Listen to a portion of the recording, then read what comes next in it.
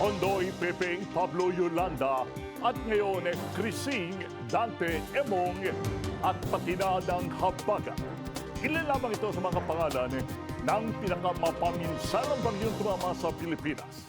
Yung mga typhoons natin, mas nagiging frequent. Ibig sabihin, mas madalas na silang nangyayari ngayon.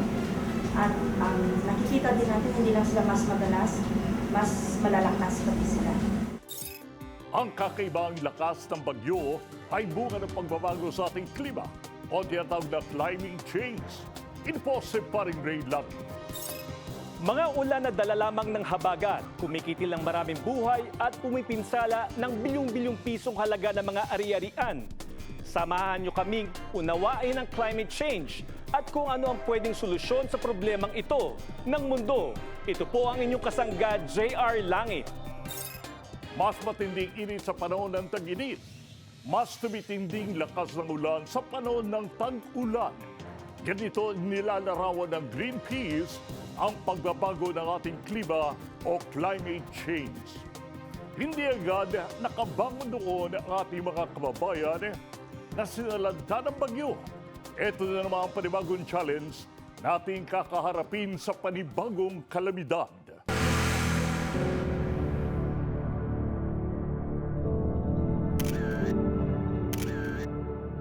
Mga pagbabago sa ating klima ng dala ay malaking pinsala. Ano-ano po yung mga palatandaan na nagkakaroon tayo ng climate change? Maraming manifestations ang climate change. Minsan tinatawag natin tong climate impacts, yung region dito sa Southeast Asia at lalo na sa Pilipinas. Ang mga manifestations nito ay extreme weather events. Ibig sabihin, nararanasan na natin yung dalawang opposites ng extreme weather. Ibig sabihin, kapag tag-init, sobrang init, walang tubig, wala tayong kuryente dahil may kakulangan tayo sa ating hydroelectric power. Dahil kailangan natin na magbawas dahil walang ulan. Sa kabilang banda, kapag tag-ulan naman, yung heavy precipitation. Bunga ito ng greenhouse gas emissions na galing sa ating mga pabrika, mga power plants at mga sasakyan at coal plants. To a certain extent, pwede natin sabihin na ang climate change ay caused by anthropogenic emissions. May activities ang tao talaga na siyang nagdulot ng climate change. Pero sa lahat ng mga pagsusuri na nangyari na, lahat ng scientific papers na lumabas ukol sa climate change, ang talagang isa sa mga pinakamataas na contributor to climate change emissions, carbon emissions that cause climate change ay ang pagbuga ng fossil fuels. Ito ay carbon dioxide emissions na nanggagaling sa ating mga pabrika, ating mga power plants, at ang pinakamalaking carbon dioxide emitter ay ang coal plants.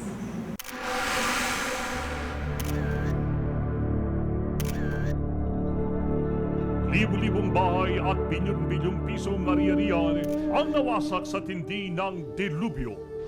Kung titingnan natin yung nararanasan ngayon ng kapwa Pilipino natin, very evident yung trauma na na-experience natin dahil sa mga extreme weather events.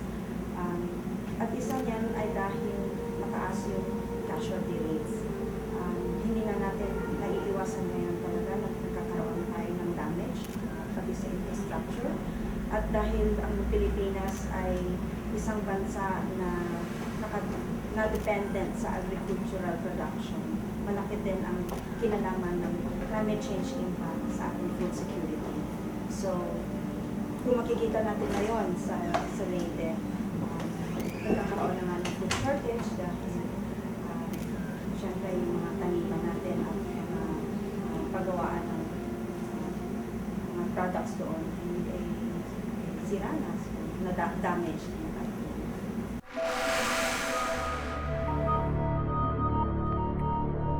Sa pagsalanta ng bagyong Yolanda, isa pang pagbabago sa klima ang napuna ng Greenpeace na dapat nating bantayan. Ang storm surge na siyang nagpanubog at nagwasak sa Leyte at Samar. Sa nakita natin, kung ibabase natin sa nakita natin sa Yolanda, ang isa sa pinakabagong dapat natin talagang pagtuunan ng pansin ay storm surge. Ang storm surge ay yung abnormal na pag-akyat akyat ng tubig. Gawa ng pagbago ng atmospheric pressure, gawa ng typhoons, ano? Yung storm surge ay hindi yung pangkaraniwang akyat ng tubig gawa ng high tide or low tide. Nangyayari lang ito kapag may bagyong dumarating. Yung pagbago sa atmospheric pressure kasama ang matinding hangin. So, isa yun sa dapat natin bantayan, lalo na ang Pilipinas ay karamihan ng ating mga kababayan ay nakatira sa tabing dagat. So, kailangan natin daigtingin ang ating mga adaptation programs towards upang makatugon sa problema ng storm surge at hindi lamang yun, pati yung saltwater intrusion, yung pagiging maalat ng ating freshwater resources na maaaring maka-epekto sa ating mga taniman. Taon-taon ay nagsasagawa ng climate change conference ang United Nations. Dito pinag-uusapan ng mga bansa sa buong mundo kung ano ang dapat gawin para labanan ang climate change. Naniniwala ang Greenpeace at karamihan ng mga mass movements na nagtatrabaho sa climate change policy na kaya natin baliktarin ang trajectory ng climate change. Pinaka-importante dito ay magkaisa ang buong mundo dahil hindi kayang sagutin o bigyan ng solusyon ang climate change ng iisang bayan lamang o iisang tao o isang gobyerno. So, kailangan ito ng sama-samang solusyon, wholesale solution to a wholesale problem. Ayon sa Greenpeace, pwedeng masolusyonan ang climate change kung ang bawat bansa sa mundo ay magkakasundo.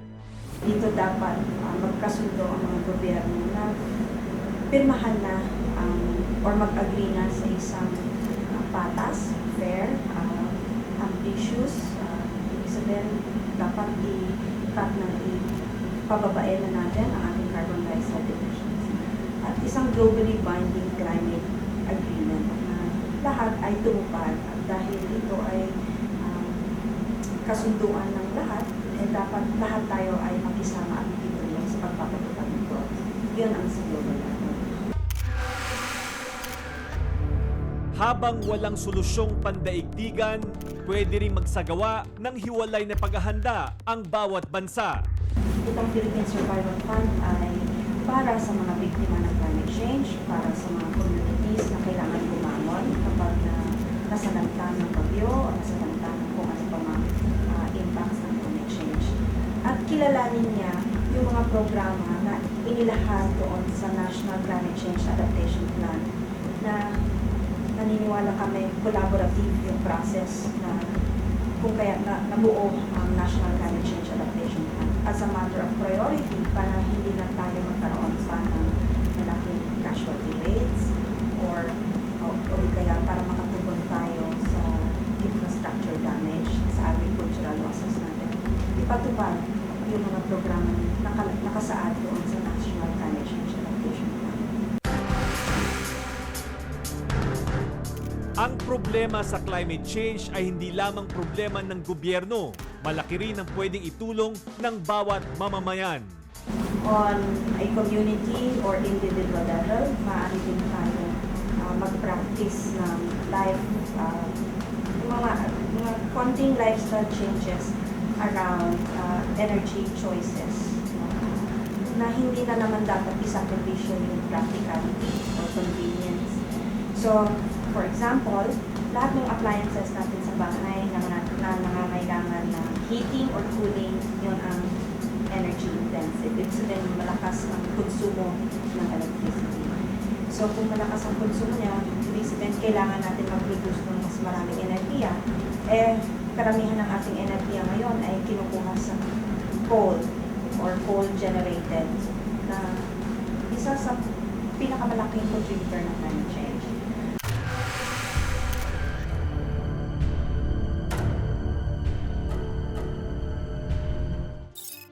Marami na tayong natanggap na babala na epekto ng climate change. Taon-taon itong pinag-uusapan sa UN Climate Change Conference. Pero hindi pwedeng puro debate ang dapat gawin ng ating mga leader ng buong mundo sa climate change.